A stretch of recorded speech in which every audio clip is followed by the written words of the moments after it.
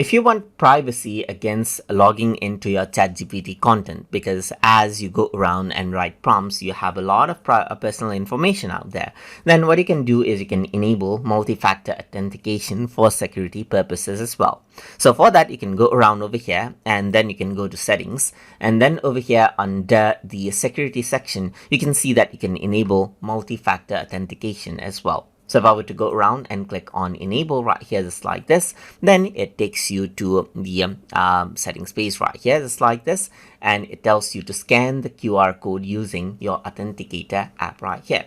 So now what I'm going to do is I'm going to use an authenticator app like Google Authenticator right here. So I'm just going to go around and scan out my code, and then I will have let's say a code right here that I can use. So I have 123 and 170 right here, and I'm going to go around and click on continue right here.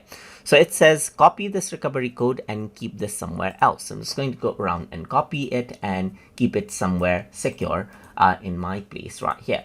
So then once I do that, I have safely recorded this code, and you can go around and click on continue around over here, just like this. So once you do that, the two-factor authentication, that is multi-factor authentication, will be enabled right here, just like this. So if I were to go around and let's say, for example, go back to ChatGPT, I'm going to go around and log out over here just like this. And if I were to log in again, so I'm just going to go around on to login right here just like this, and I'm going to go around and utilize Google. Let's say, for example, and it says verify your identity. So it says enter your one-time code right here. So check your preferred one-time password application for code. So you can go around, utilize any of the code right here. In my case, I'm going to go around and utilize my authenticator code that I have, and I'm going to go around and click on continue right here. And only when I do that, I can get access to my ChatGPT and my past prompts right here. So this maintains security.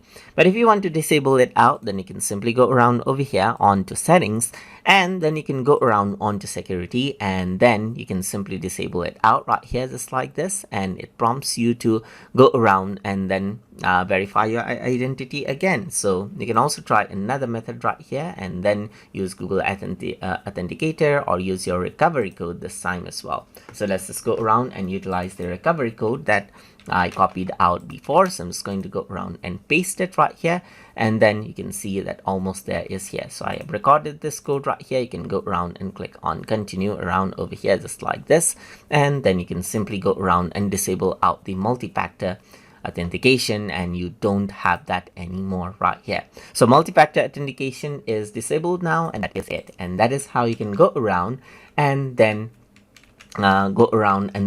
utilize multi-factor authentication. You can enable it and disable it as you want inside of ChatGPT.